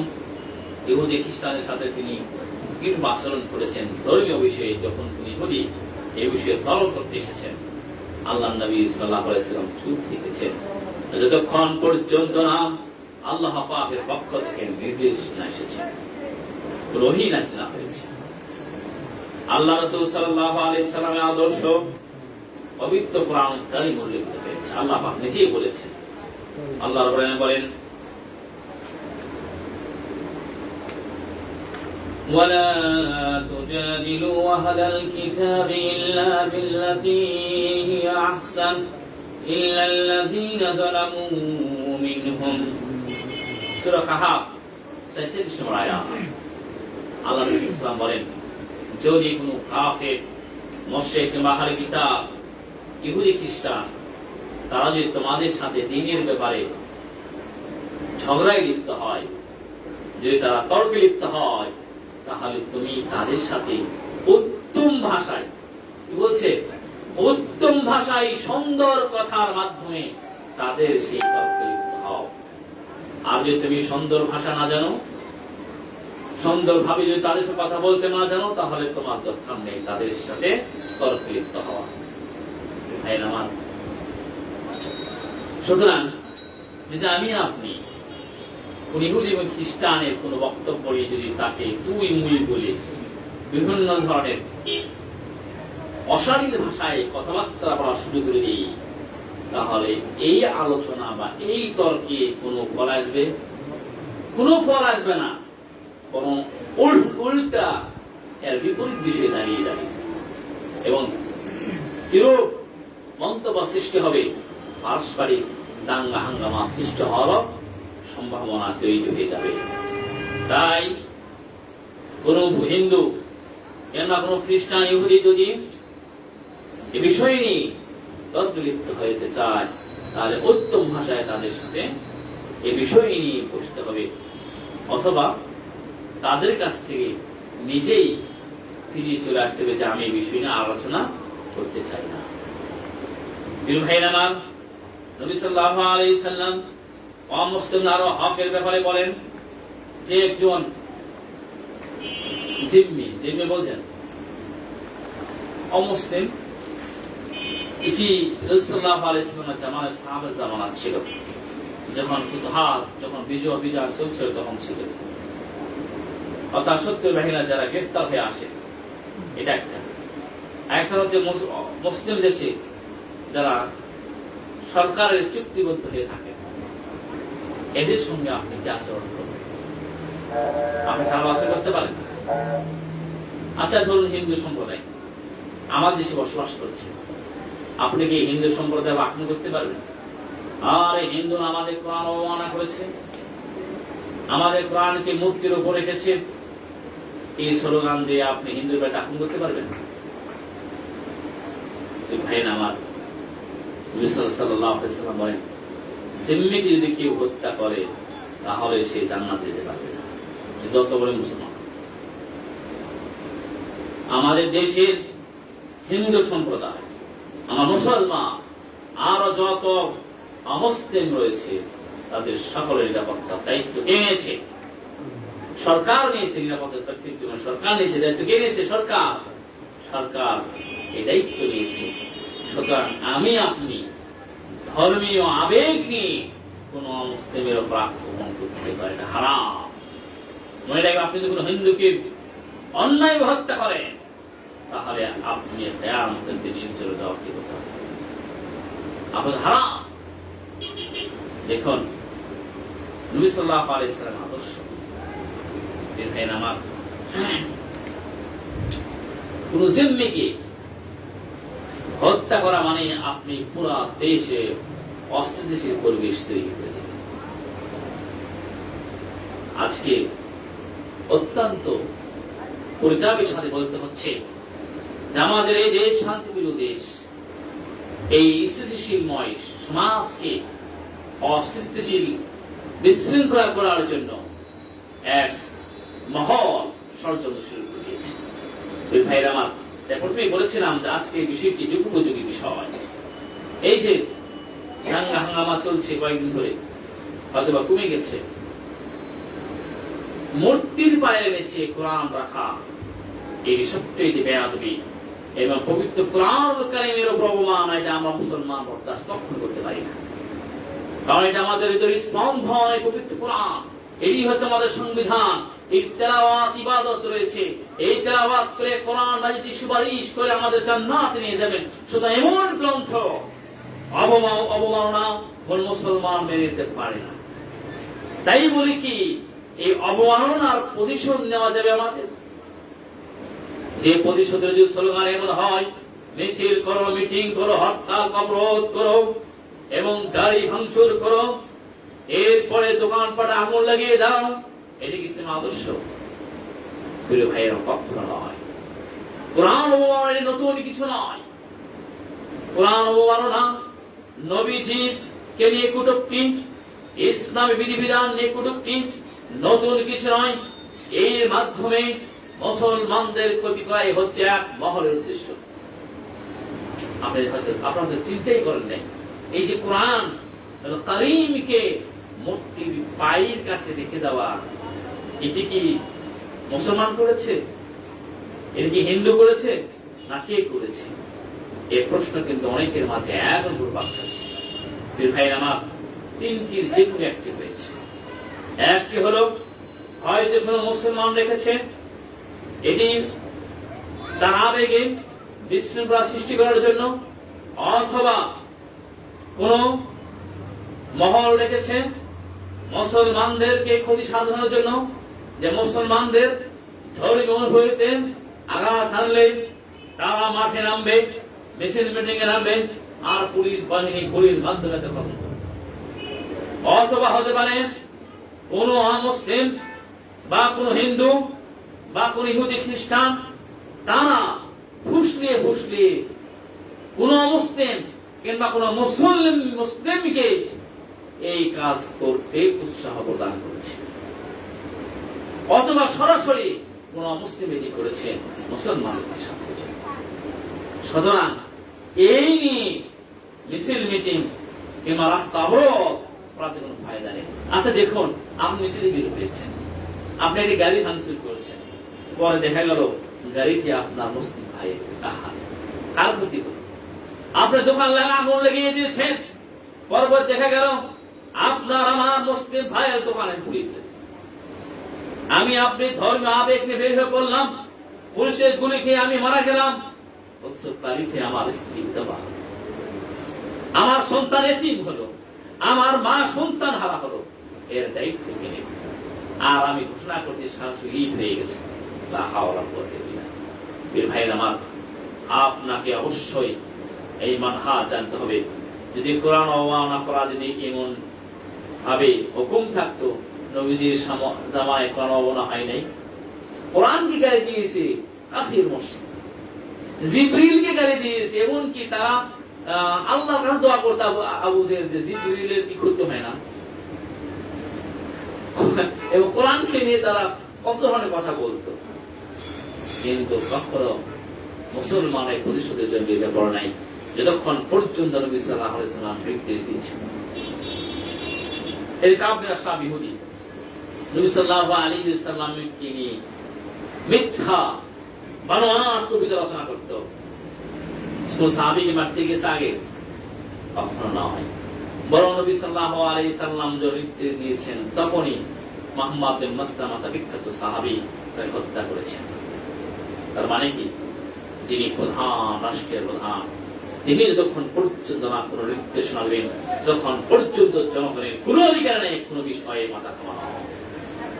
আপনার জন্য ধিক্কার দেন, আপনার জন্য ঘৃণা করেন, আপনার আল্লাহ এই কাজ করেছে, তাকে তুমি হেদায়েত দান করুন, নতুবা তাকে ধ্বংস করে দেন। কিন্তু আপনার দায়িত্ব এই নয় যা আপনি নারায়ে তাকবীর দিয়ে রাস্তায় নেমে গাড়ি পুড়িয়ে ফেলে দেন, আপনি এক মুসলিম ভাইয়ের গাড়ি পুড়িয়ে ফেলে দিলেন। আপনি রাস্তায় নেমে দোকান আগুন লেগে দিয়ে এক মুসলিম ভাইয়ের দোকান পুড়িয়ে ফেলে দেন, আপনি জানেন কত বড় হক নষ্ট করলেন?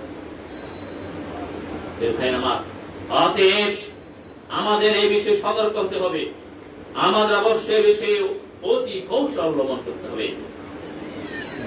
এই ধরনের ষড়যন্ত্র বার এসেছে, কিয়ামত পর্যন্ত আসতে পারে।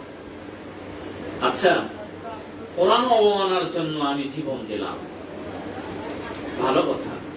কোরআনের মতো জীবন গড়ার জন্য আমি সারা বছর একটু চেষ্টা করলাম, তাহলে কি আমার জীবন কি কোরআনের জন্য হলো? ধরুন, কোরআন অবমাননার জন্য আমি আপনি হিন্দুদের বাড়ি পুরা করার জন্য বের হয়ে পড়লাম, বাড়ি পুরাইতে গিয়ে আমি গুলি খেয়ে মারা গেলাম, আমি কি শহীদ হয়ে গেলাম নাকি? হ্যাঁ, অথচ দেখা গেল এই ব্যক্তি জিন্দেগিতে নামাজ পড়ে নাই, জিন্দেগিতে বাবা মার খোঁজ নেয় নাই, স্ত্রীর হক আদায় করে নাই। সুতরাং এই ব্যক্তি হিন্দু কিংবা যে কোনো মুসলিমকে যদি হত্যা করার জন্য বা তাদের বাড়িঘর ভাঙার জন্য বের হয়ে পড়ে, আর সে যদি তাদের গুলি খেয়ে মরে, তাহলে সে ওই কুফরি অবস্থায় মারা। আপনাকে নির্দেশ হয় না আপনি অমুসলিমের আক্রমণ করবেন, যতই অবমান হোক না কেন, প্রত্যেকটি অবমাননার জন্য আপনি মুসলমান হিসাবে আপনার মন কাঁদবে, আপনি ধিক্কার দেবেন, কিন্তু এর জন্য রাষ্ট্রীয় ভাবে শাস্তির ব্যবস্থা করবেন।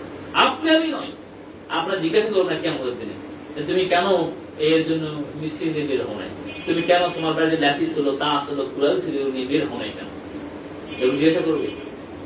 সর্বপ্রথম কি জিজ্ঞাসা করবে বলেন তো? সর্বপ্রথম সালাত আর একটা জিজ্ঞাসা করবে জানেন? এটা আল্লাহ হক সম্পর্কে সর্বপ্রথম জিজ্ঞাসা করবে কি? সালাত। সালাত ঠিক তো আপনি জান্নাত চলে গেলেন। আর বান্দা হক সম্পর্কে সর্বপ্রথম কি জিজ্ঞাসা করবে? হত্যা সম্পর্কে। আপনি যদি কাউকে হত্যা করে থাকেন, এই হত্যার বিচার সর্বপ্রথম কেমন দিন হবে? আপনি মাফ পাবেন না, রেহাই পাবেন না।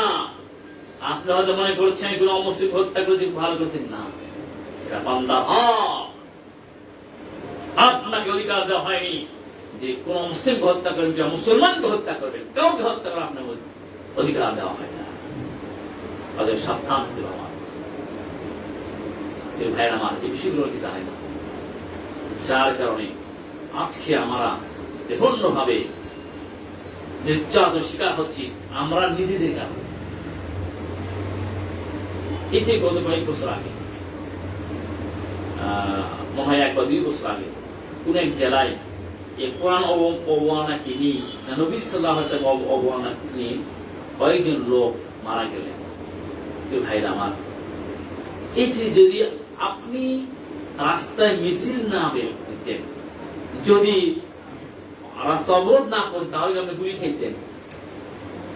এই বিষয়টা যদি এখন আমরা বলি, তাহলে বলে যে ইনি এর ভিতরে ইসলাম ইসরাইল। আরে ভাই, যে ব্যক্তি মারা গেল, ওর বউ বিধবা হইল, কয়েকদিন গেছেন এই বাড়িতে বিধবা স্ত্রী হক আদায় করার জন্য। যে মা সন্তান হারা হয়েছে, ওই মায়ের কাছে কদিন আপনি গিয়েছেন? যে সন্তান এতিম হয়েছে, ওই সন্তানের কাছে আপনি কদিন গিয়েছেন? আপনি তো ঘোষণা দিচ্ছেন না শহীদ হয়ে গেছে। শহীদ এত সোজা নয়, শহীদ এত সোজা নয়। আপনি মারা গেছেন, আত্মহত্যা দিয়েছেন, আপনি আত্মহত্যা করেছেন, আপনি গুলি খেয়ে মরছেন, মানে আপনি আত্মহত্যা করেছেন। আপনাকে পথ পদ্ধতি কে দেখিয়েছে যে মিছিল করতে হবে, গাড়ি ভাঙার জন্য বের হতে হবে, দোকান পোড়ানোর জন্য বের হতে হবে? ভাইরা আমার,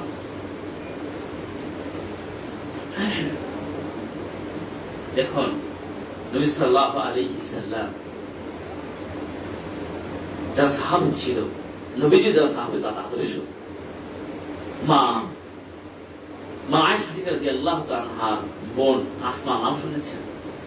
আসমা আবু বকর সিদ্দিক রাদিয়াল্লাহু তাআলা, তিনি একদিন রাসূলুল্লাহ সাল্লাল্লাহু আলাইহি ওয়াসাল্লামের কাছে আসলেন। ইয়া রাসূলুল্লাহ, উম্মি মুশরিক, আমার মা মুশরিক। আমার মা কি?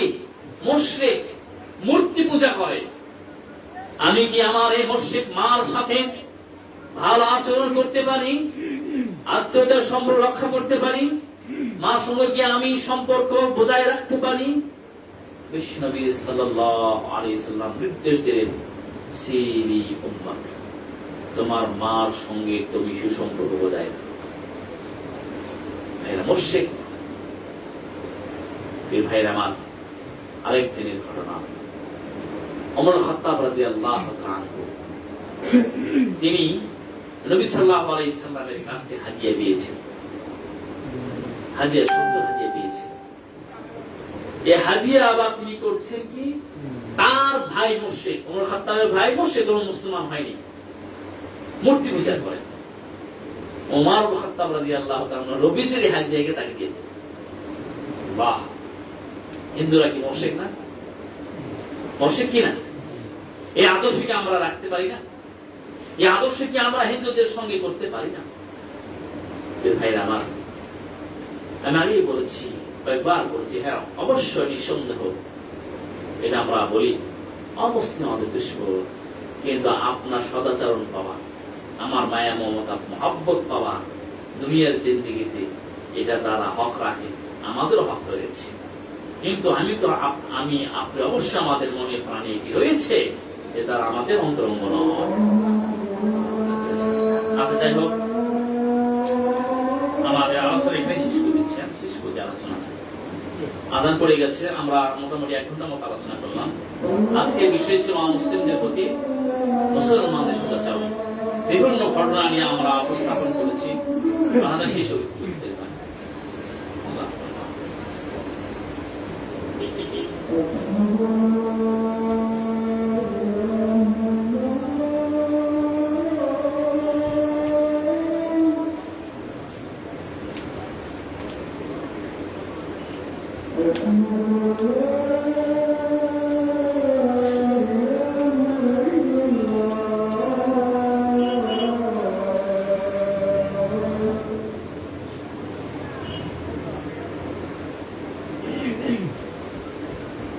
Thank you.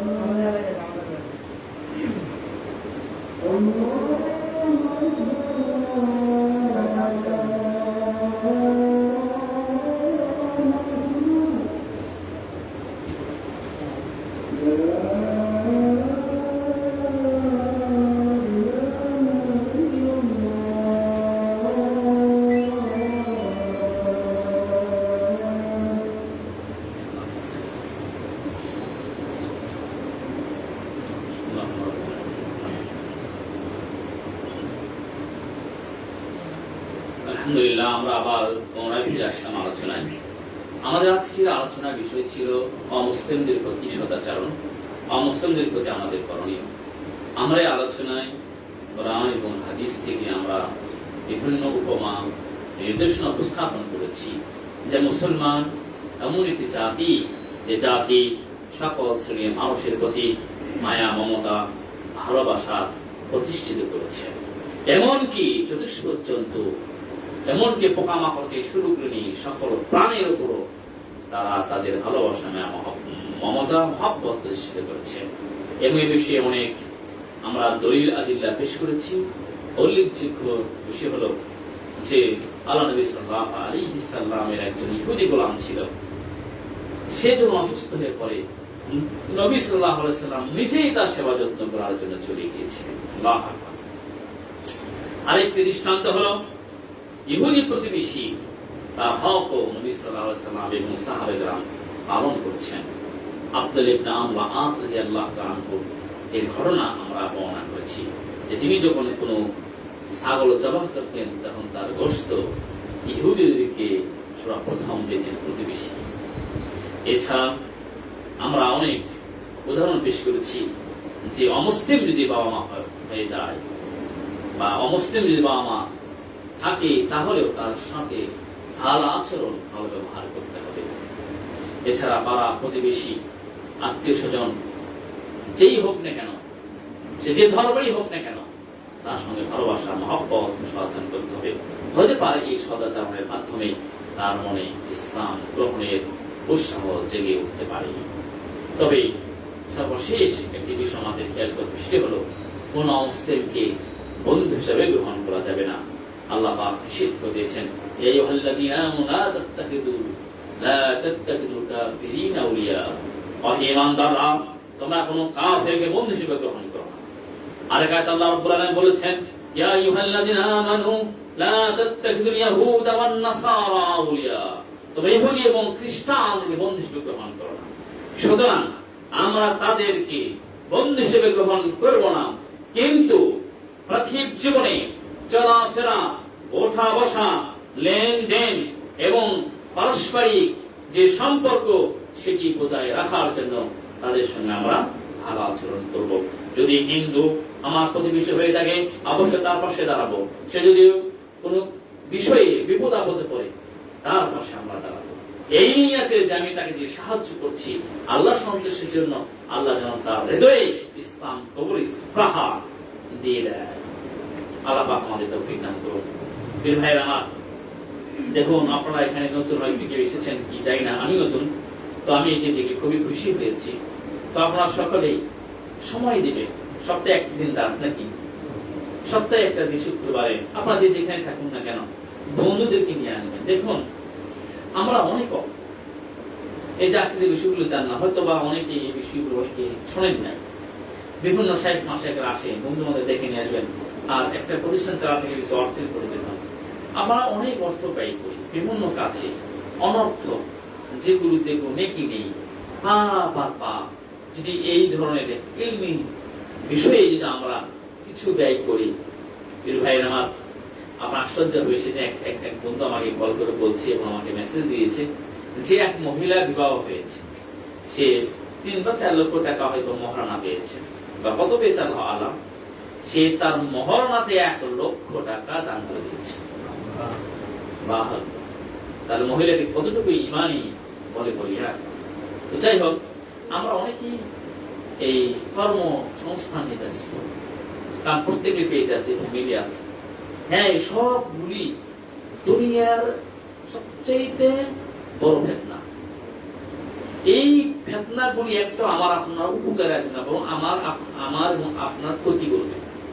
কিন্তু আমি আপনাকে যা রেখে যাব, দান, খয়রাত, ভালো কথা, সালাত, নামাজ, যাকাত, এগুলি আমার সাথে থাকবে। কিন্তু ভাইরা আমার, আমরা যে যে পর্যায়ে থাকি না কেন, রিক্সা চালক হতে পারি, আবার কোন কোম্পানি কাজ করতে পারি, গার্মেন্টসে কাজ করতে পারি, কিন্তু আমাদের এই ইনকামের কিছু একটা অংশ আমরা সকলে এখানে দিব। আপনারা চেষ্টা করবেন। আল্লাহ পাক তৌফিক দান করুন, আল্লাহ পাক আমাদের কবুল করুন, আল্লাহ আমাদের গুনাহ খাতাগুলো ক্ষমা করে দিন।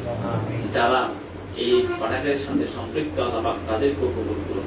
এবং যে শ্রোতাগুলো আসেন, আপনারা আসেন, আপনাদের দুঃখ কষ্ট আল্লাহ পাক দূর করে দিন, আপনাদের সকল সমস্যা দূর করে দিন, আপনাদের রিজিকে আল্লাহ পাক বরকত দান করুন। আল্লাহ পাক আপনাদের সন্তানদের সহ সকলের আল্লাহ পাক ভালো রাখুন, আল্লাহ আমিন। শেষ করে প্রশ্ন আছে, সুবহানাল্লাহ ওয়া বিহামদিহি আশহাদু আল্লা ইলাহা ইল্লা আনতা আস্তাগফিরুকা ওয়া আতুবু ইলাইক। জি, সালাত কখন দাঁড়াবে? 45 ওই সময় আছে, প্রশ্ন করতে পারেন।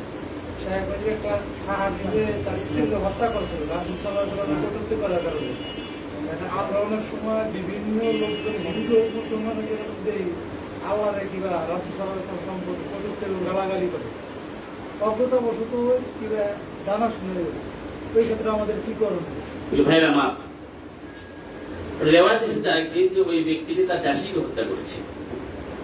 তার দাসী মানে ওই দাসী উম্মে আর কি, ঠিক আছে, তার সন্তান, ওই দেশের সন্তান হয়েছে, স্ত্রী ধরা চলে। দেখুন, এটি কবুল করেছিল কে? রাসূল সাল্লাল্লাহু আলাইহি ওয়াসাল্লাম। আর রাসূল সাল্লাল্লাহু কে ছিলেন? রাষ্ট্রপ্রধান না? এটা মনে রাখবেন যে নবী সাল্লাল্লাহু আলাইহি ওয়াসাল্লামের কাছে বিষয়টি উপস্থাপন করা হলো, নবী সাল্লাল্লাহু আলাইহি ওয়াসাল্লাম রাষ্ট্রপ্রধান হিসেবে গ্রহণ করলেন। এতে কি হইল? রাষ্ট্রপ্রধান গ্রহণ করছেন বিধায় এই বিষয়টি সেখানে মীমাংস হয়ে গেছে। কিন্তু বর্তমানে কি এমন রাষ্ট্রপ্রধান আছে আমি আপনি হত্যা করে গ্রহণ করবে? গ্রহণ করবে? কখনো না। বরং রাষ্ট্রপ্রধান ডাইরেক্ট যে আইন বিচার ব্যবস্থা করে রেখেছে, সে আইন বিচার ব্যবস্থা নির্দেশ দিবে, সে তাদের নিয়ম অনুযায়ী আপনার আমার উপর পানিশমেন্ট চালাবে। অতএব এটি কি নিষেধ। এর উপর ভিত্তি করে আমি আপনি কাউকে মারবো এমন সুযোগ নেই, কারণ এটি ইসলামী রাষ্ট্রপ্রধান, তিনি এটাকে গ্রহণ করেছেন। সেই গ্রহণের যদি সুযোগ এখনো থেকে থাকে এবং এমন ধরনের যদি নীতিমালা থেকে থাকে কোন দেশে, দেহা ইসলামের বিরুদ্ধে কেউ এরকম করলে বা মুসলমান যদি কেউ করলে, অবমাননা করলে, কারোর পক্ষে যদি সম্ভব হয়, তাহলে সে এটি করবে। আছে কি নাই? সুতরাং এমন ধরনের চিন্তা ভাবনা করা যাবে না। একদিন করে না, সেটাকে অনেকবার শুনতে শুনতে বিরক্ত হওয়ার পরে সুন্দর একটি কথা বলছেন। দেখেন, এই হঠাৎ করে এই মূর্তির পায়ের উপর কোরআন দেখে মাথা খারাপ, আর ওখানে কত মনে হচ্ছে কয়েক ভাগ এর মধ্যে সতর্ক করেছে, তাকে সতর্ক করেছে, বুঝাইছে। সে শেষ পর্যন্ত যখন ব্যর্থ হয়ে গেছে তখন সে এটা করেছে। ঠিক আছে? জি, একটা প্রশ্ন আছে। খবরে ওয়াহিদ নামে একটা শব্দ আমরা শুনি, মানে এটা জিনিসটা আসলে কি? খবরে ওয়াহিদ হলো, এটা হাদিসের একটি প্রকার। হাদিস মূলত আপনার রাবির সংখ্যার দিক দিয়ে তিন প্রকার। এই তিন প্রকার কে বলা হয় খবরে ওয়াহিদ। তার এই একটা হচ্ছে একজন রাবি যে বর্ণনা তাকে বলে গরীব, দুইজন রাবি যে বর্ণনা তাকে আজিজ, দুইয়ের অধিক যে হাদিস বর্ণনা তাকে বলে মাশহুর। এই তিন যে এক রাবি, দুই রাবি, তিন অধিক রাবি, দুই অধিক রাবি, এই যে এই মানে তিনজন রাবি আর কি। এই যে এই তিন প্রকার বললাম, এই তিন প্রকার হাদিস বর্ণনাকারীদেরকে বলা হয় খবর ওয়াহিদ। বুঝা যাচ্ছে? এই জন্য খবর ওয়াহিদ হাদিস, খবর ওয়াহিদ হাদিস বলে হয়তো আপনারা বুঝতে পারেন না। তার মানে কি, এই খবর ওয়াহিদের ভিতরে এই তিন প্রকার যেমন একটা হাদিস আছে। একটা হাদিস কি দুইজন রাবি বর্ণনা করছে, বর্ণনা সেটা হচ্ছে হাদিস। দুইয়ের বেশি বর্ণনা করে তিনজন, মাশহুর। আর একজন বর্ণনা করতে গরীব। আরেকটি আছে মুতাওয়াতির, সেটা হচ্ছে অগণিত অসংখ্য রাবি। জি, আমাদের মুসলিম বিষয় তো আবার বেকার আবার আমাদের অনেক মাস্টার দেখবেন যে ওই খবর ওয়াহিদ বলুন মাঝের পক্ষে যে হজরের জামাত শুরু হলে এটা কি সুন্নত নামাজ পড়া যাবে? ফজরের সালাত শুরু হলে সুন্নত নামাজ পড়া যাবে কিনা সুন্দর প্রশ্ন। পীর ভাই আমার শুধু ফজর না, 5 ওয়াক্ত সালাত তো নাকি 5 ওয়াক্ত সালাতের ভিতর কয় ওয়াক্ত সালাতের সুন্নত আগে আছে? জোহর আর ফজর। জোহর আর ফজর। তো ফজরের সুন্নাত গুরুত্ব বেশি। তো ফজরের সালাত ইমাম দাঁড়িয়ে গেছে, এখন যদি কেউ সুন্নত দাঁড়ায়, সুন্নতে নিয়াত করে, তার সুন্নাত বাতিল। সুন্নাত কি বাতিল? কারণ হচ্ছে ফরজ সালাত দাঁড়িয়ে গেলে আর সুন্নাত চলে না। লা সালাতা ইল্লাল মাকতুবা। ফরজ সালাতে যখন ইকামত শুরু হয়ে যায় তখন আর কোন সালাত চলবে না, একমাত্র ফরজ সালাত। পীর ভাইরা, ফরজ সালাতের সাথে তুলনাই নেই। আপনি যদি এক সূরা ফাতিহাও যদি মিস করেন তাহলে আপনি 1000 রাকাত সুন্নাত করে তার কি মূল্য বা তার অনুরূপ সওয়াব আপনি নিতে পারবেন। সুতরাং ফরজে ইকামত হয়ে গেলে আর কোন সুন্নাত চলবে না। এখানে যে বিষয়টি বলা হয়েছে সেটি হলো যে যদি কেউ এমন হয় তাশাহুদ করতেছে, আত-তাহিয়াতু এমন ইকামত আছে, সমস্যা নেই, আপনি তাশাহুদ শেষ করেন। কিন্তু যদি 1 রাকাত পুরোটা থাকে তাহলে আপনি আর করতে পারবেন না। কিন্তু আমাদের সমাজে একদল লোক আছে, ওনারা ওই ইমাম শুরু করে দিয়েছেন, সূরা ফাতিহা পড়া শুরু করে দিয়েছেন, নতুন করে আল্লাহ আকবার। জামাত শুরু হলে ওখানে আর দ্বিতীয় কোনো সালাত চলে না কোনো ব্যক্তি। যদি কেউ করতেই চায় তবে জামাত সাথে করতে হবে। যেমন জানেন, যেমন ধরেন তারাবির সালাত চালু হয়েছে, আপনি এশার সালাত পান নাই, আপনি আলাদা এসে যে আপনি ওই এশার সালাত চালু করবেন, এমনটা কি ওলামায়ে কেরামদের করতে জায়েজ নয়। আপনি তারাবির সালাতে দাঁড়িয়ে যান, এশারের নিয়ত করে, ওই ইমাম 2 রাকাত করে সালাম ফিরবে, আপনি এশারের 2 রাকাত আদায় হয়ে যাবে, পরে আপনি দাঁড়িয়ে আবার 2 রাকাত করে দিবেন। বুঝা আসছে? এই জন্য ফরজ সালাত শুরু হয়ে গেলে সেখানে আর নতুন সুন্নাতের নিয়ত চলবে। জি, কারো কোনো প্রশ্ন আছে? কোনো প্রশ্ন আছে ভাইরা? না, আমরা সবার সব জানি, আর প্রশ্ন নাই। জি, মাশাআল্লাহ, আলহামদুলিল্লাহ। অনেক আপনারা আসবেন, আর যারা তাদেরকে নিয়ে আসবেন ধরে ধরে। বুঝলেন কত মানুষ, কত ঘুম থাকে, আসে না? চলো আজকে বের আসি, আরে চলো না, একটু বাসায় থাকো, এই বিভিন্ন ধরনের কৌশল করে নিয়ে আসবেন। দেখবেন যে হে আমল করবো, আপনি ওই যেখানে নিয়ে এসেছেন এর কারণে আপনি সারা জীবন কি করবেন।